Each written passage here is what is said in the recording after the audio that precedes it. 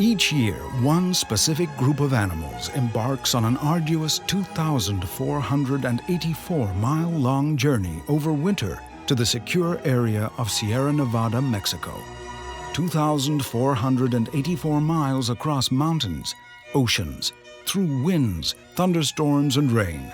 They always keep one goal in mind: finding a better place to live, a place to spend the winter, and a place secure enough for the continuation of their generation. This is a journey that scientists find difficult to explain, a journey that prompts many questions and shows us once again that nature is equipped with forces we can barely imagine.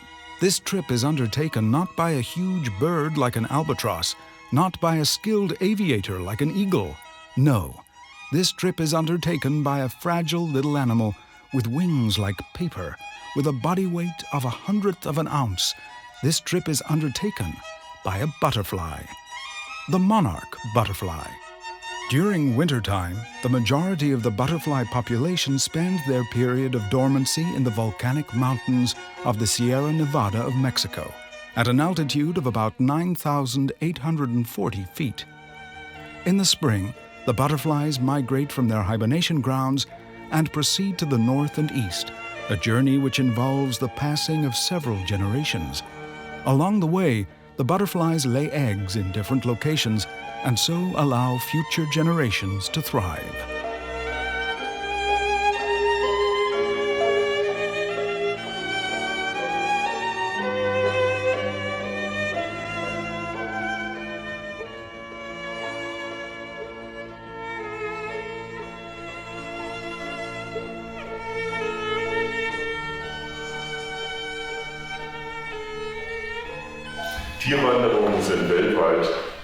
Animal migrations are a topic of interest around the globe, since there are many mammals which migrate, and we must not only think about migratory birds. What very few people know is that there are many species of butterflies that also migrate. In Germany, we have a lot of butterflies during summer, which actually migrate each year from North Africa over the Alps. But the longest migration journey is made by the American monarch butterfly.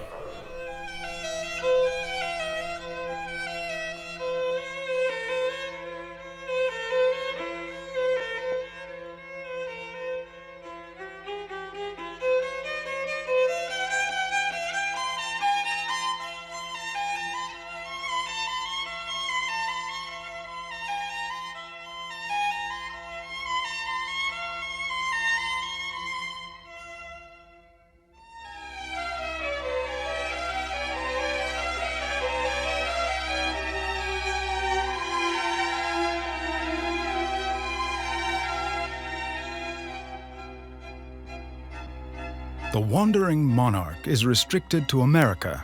Whilst there are close relatives who can be found on other continents, the monarch itself is located in several areas between Canada and Mexico, depending on the time of year. As with all insects, and especially butterflies, it is fascinating how the monarch butterfly develops itself. First, a small caterpillar slips from an egg and feeds off leaves. It must peel itself several times because it has no internal skeleton like us, but an external skeleton, which does not consist of cells, but is a chemical called chitin. That is why they cannot grow inside of this. If you may, it's a knight's armor and therefore must peel. Finally, there is a cocoon, and from this little cocoon slips a butterfly with 6 legs and 4 large wings.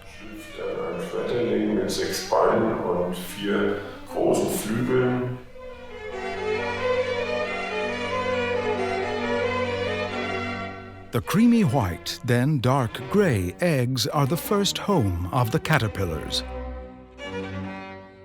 After they hatch, they first feed from the plant and then pupate. After the metamorphosis into a butterfly has taken place, a rather weak moth emerges from the cocoon. Only when the blood starts flowing into its wings, the monarch butterfly is ready to fly. The life cycle is the same for all butterflies. Initially, the eggs are laid, from which the caterpillars hatch. A caterpillar can be easily identified by their distinctive black, white, and yellow horizontal stripes. After a feeding phase, the caterpillars pupate. After a caterpillar has left its jade-green cocoon and morphed into a butterfly, the same cycle starts over again.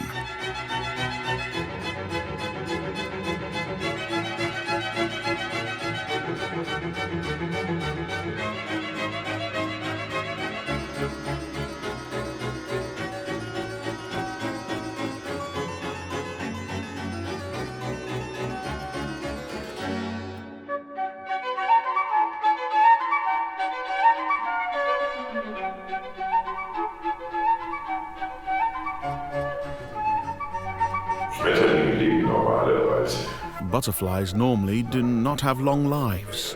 You cannot make a sweeping statement about how long a butterfly lives. That depends on the species. But all in all, the monarch butterfly lives a little longer. In total, 4 generations of monarch butterflies emerge in one single year. The first 3 have an average life expectancy of about 5 to 6 weeks and move bit by bit from Mexico to Canada.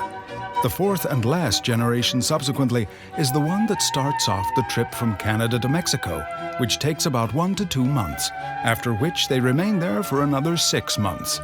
If we compare this with the life expectancy of a person, it would be as if every 4th generation would not just reach an average age of 80 years, but rather 480 years.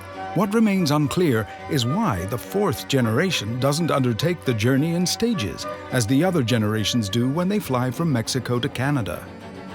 Scientists attempt to explain the extended lifespan of the 4th generation by a related hormone deficiency, as well as a shortage in food that occurs during the autumn. This lack of hormone and food is believed to prohibit sex organs from fully forming, resulting in a lack of sexual activity within the population. By skipping the breeding process, the excess energy is instead solely used to help overcome the great distance.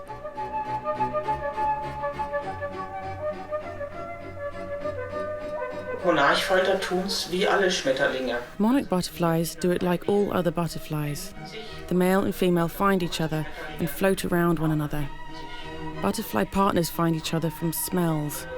So they mate, and then the female lays the fertilized eggs in the food plant appropriate for the caterpillar. If she would lay them down somewhere else, the caterpillar would not have a chance of finding a food plant.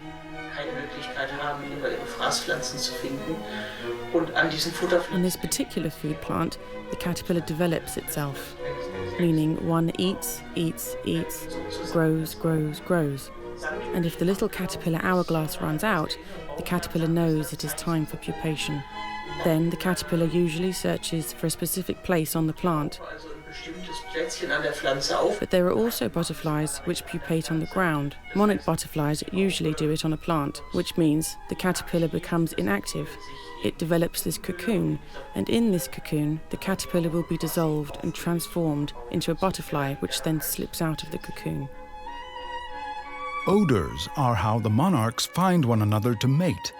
When a female catches the attention of a male, the male follows the female in rapid flight. If the female is ready to mate, it flies upwards in a spiraling motion. They repeat this act until both of them finally land together on a leaf to mate. The female then lays its eggs near an adequate food plant. Once the breeding process is completed, both butterflies perish. First the male, who is then followed by the female.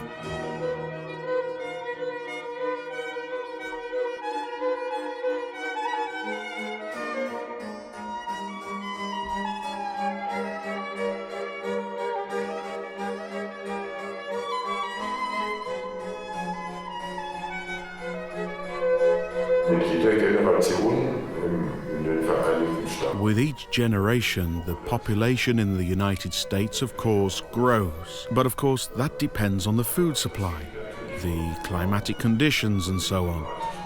Therefore, the population is never constant.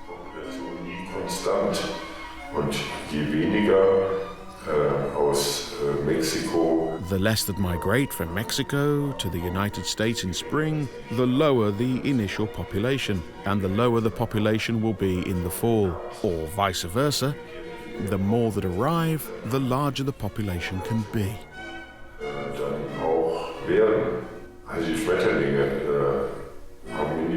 The butterflies have a lot of things planned in their lives, and there are also a lot of risks. And that starts with the little caterpillar, which slips out of a small egg.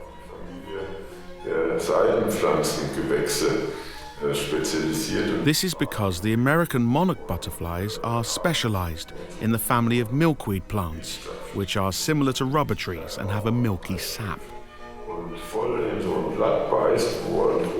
If a small caterpillar hatches from an egg and just blindly bites into a leaf, the milk juice would make the mandibles stick completely. That is why the caterpillar has to carefully separate the tiny veins of the leaf one by one. That is a time-consuming way of winning nutrients out of the plant.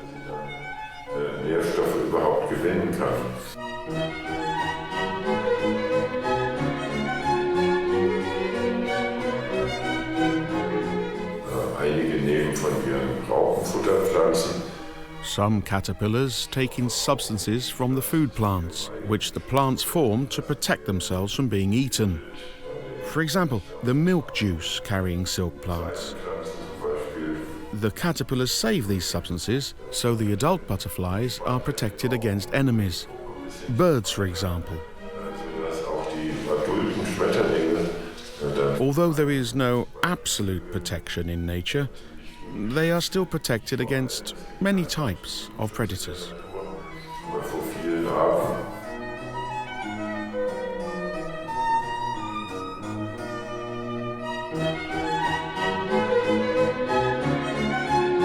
From September to November, these animals migrate from their large habitat, which measures more than 100 million hectares. They gather on less than 20 hectares in the Mexican Sierra Nevada. On their annual journey, they always gather at the same resting spots and form enormous groups overnight.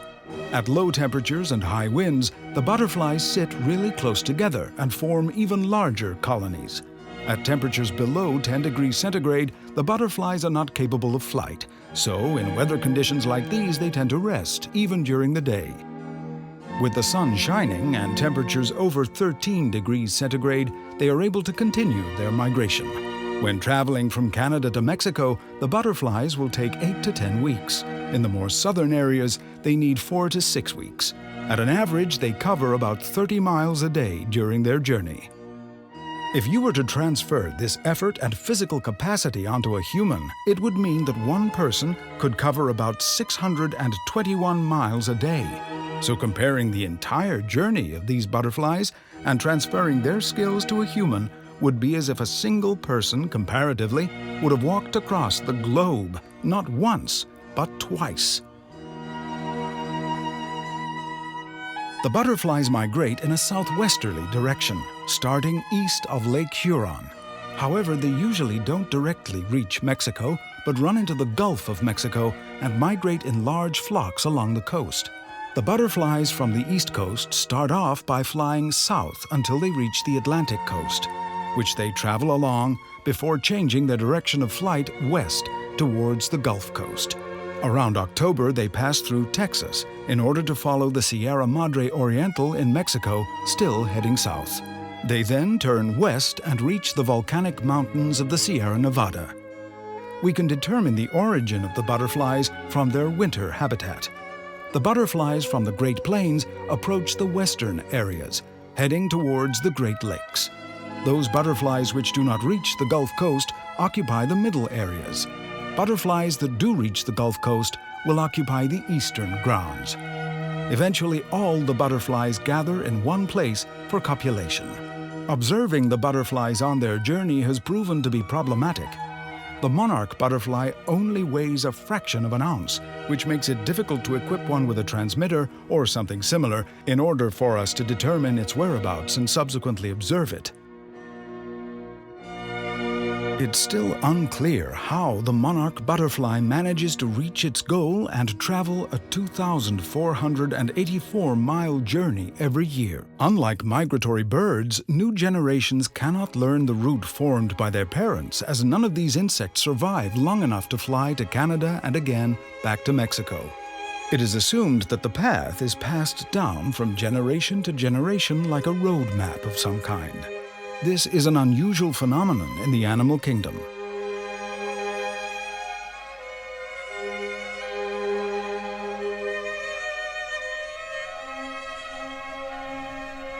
The monarch butterflies is the longest living butterfly in the world.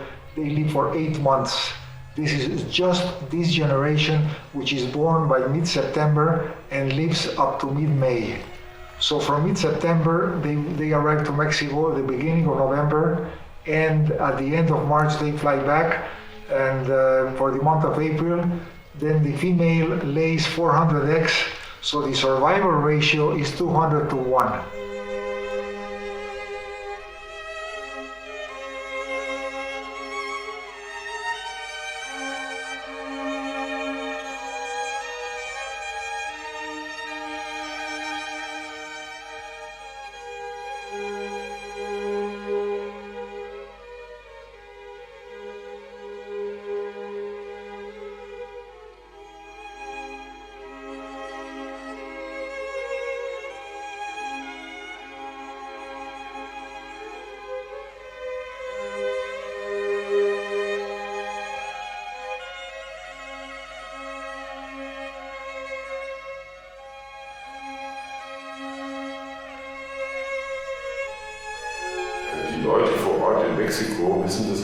People of Mexico, of course, have known that for generations, millions of those monarch butterflies have been coming every year around the same time as All Saints to stay during the winter.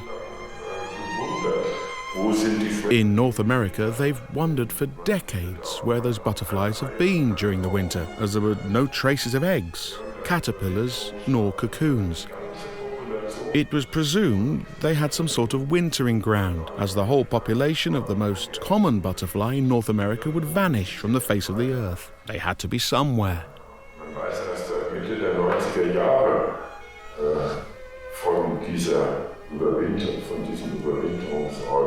Not until the mid-90s was this wintering ground in Mexico discovered.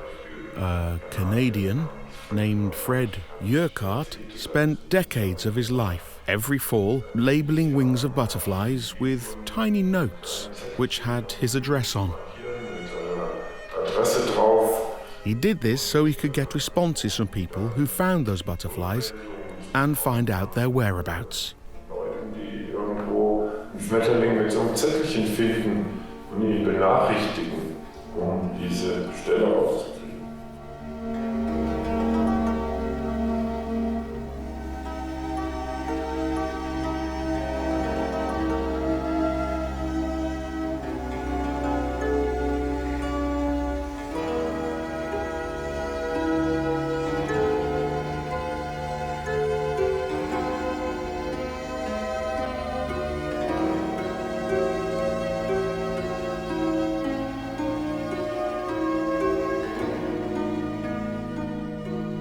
There is no one single explanation accepted by all the scientists that why do they come here and for so many years.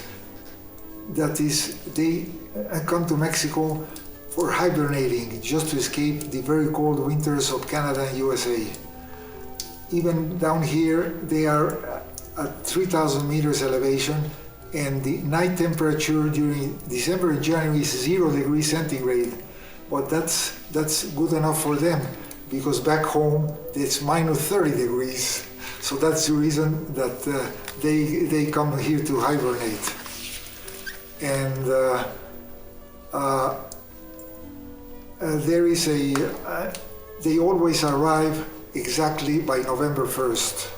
So their starting point, it is always the inclination of the sun rays of the autumn equinox of September 21st. So that is every year for thousands of years has been the same. So that's the signal to start flying down to Mexico.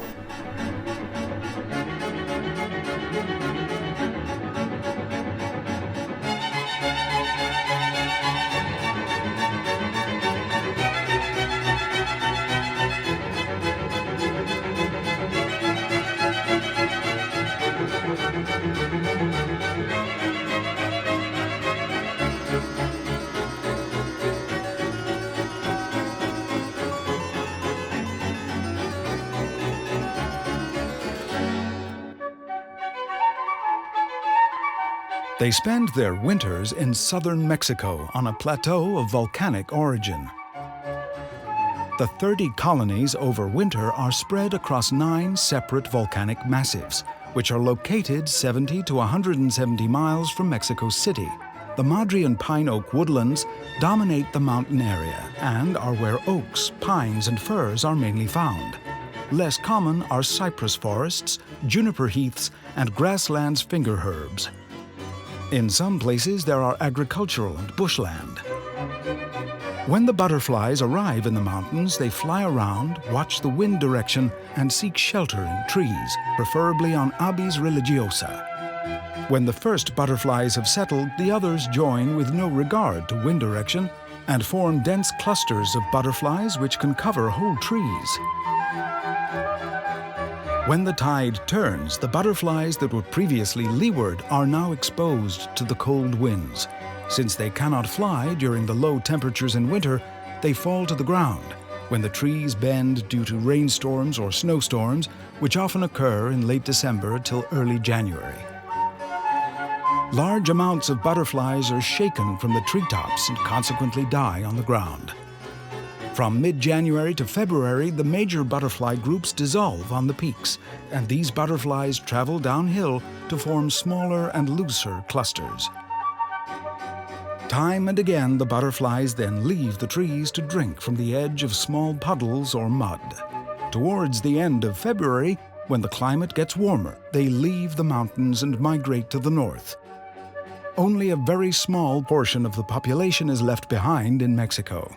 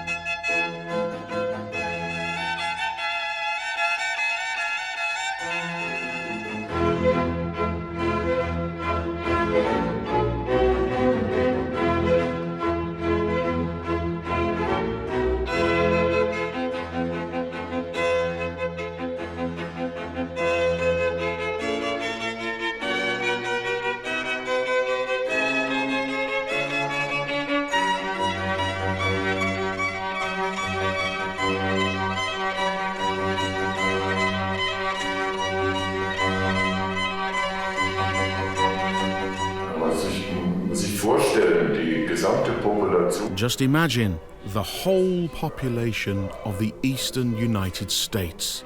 So anything that is east of the Rocky Mountains up to southern Canada. All these many millions, these tens of millions of butterflies of this one kind come together year after year to the same location at this tiny place. 15 by 15 acres in Mexico, where they meet over winter in these huge aggregations. Since there are so many butterflies sitting on branches, some branches break because of the weight. Just a reminder, a butterfly weighs 1/100th of an ounce.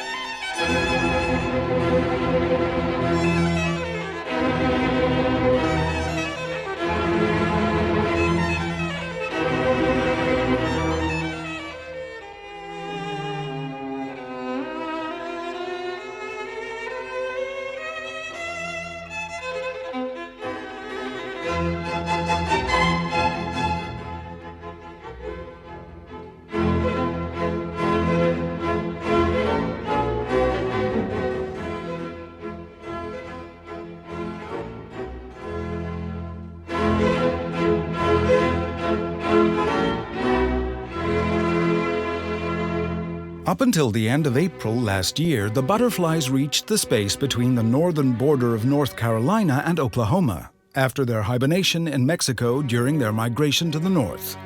It seems that the butterflies would like to return to the place where they lived as caterpillars. The females only lay a few eggs in Mexico. Most of them lay their eggs at the end of their migration to the south of the United States. The emerging first generation hatches around late April up until the beginning of June.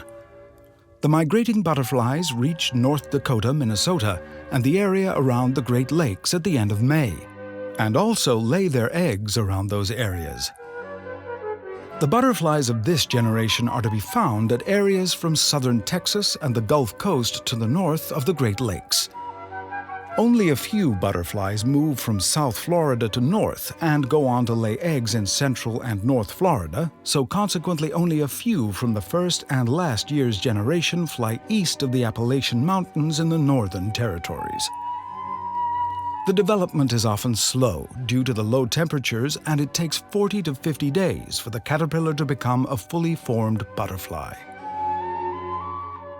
The second generation hatches in June and July and migrates only slightly further north, reaching approximately the 50th latitude, the northern boundary in southern Canada.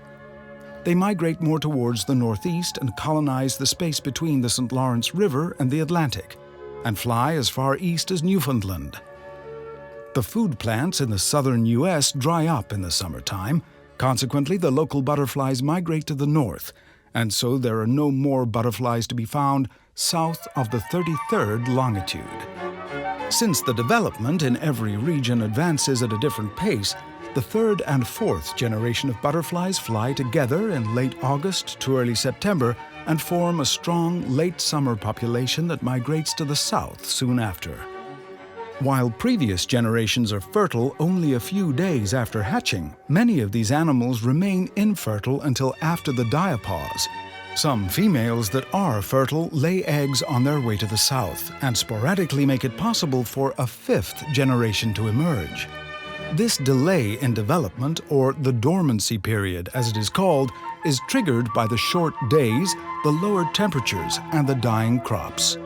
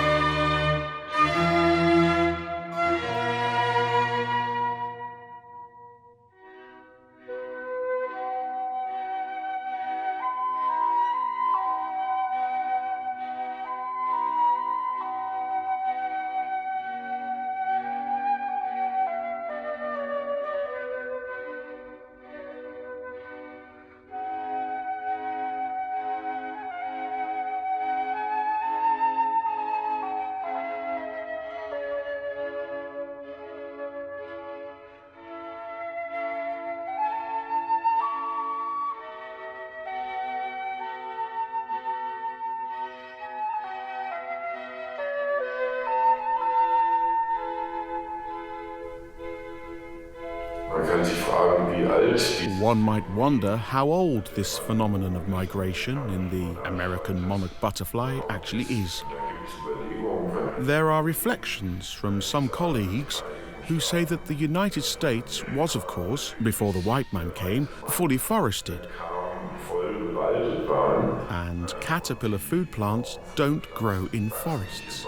They need open spaces.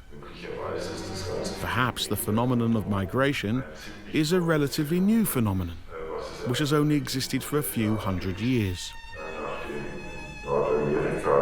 After North America was cut down, the larval food plants could multiply and therefore could occur in larger areas. This was the foundation for the monarch butterfly, but they cannot survive the entire year there because of the frost.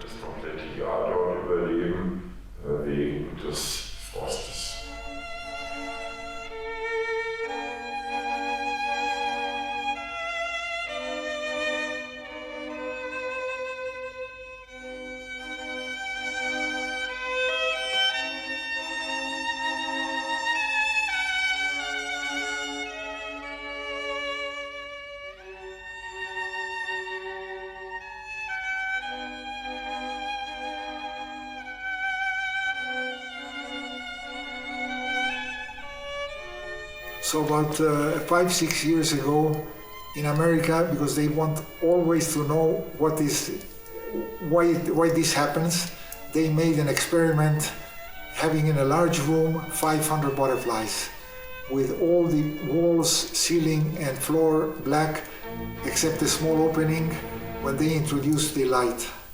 And they were changing the inclination of the light coming into the room, and at the inclination of September 21st, all the 500 butterflies started flying southwest in the room. So that was a big finding, you know, what was the real reason that they always arrive here on time. And so next day, to be sure that it was it, next day they repeated the experiment, changing the magnetic polarity of the room 180 degrees. And they repeated the experience with the light, and again at the inclination of September 21st of the sun rays, they started flying southwest of the magnetic polarity of the room. But actually, geographically, they were flying northeast backwards. So this was a big finding, and this happened about 5-6 years ago.